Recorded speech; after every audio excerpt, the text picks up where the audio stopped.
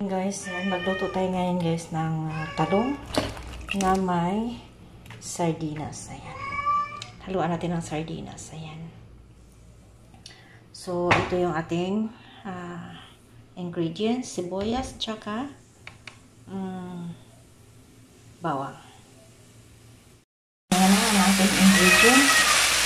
Ayan, paminta, salt, at tsaka isang Maggi cubes. Ayan. Tsaka lagyan natin ng black salt. Silver salt.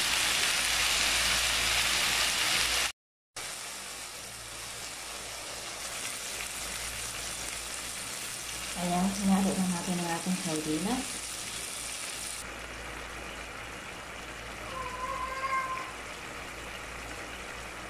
Thank you for watching guys. Have a blessed and wonderful day everyone.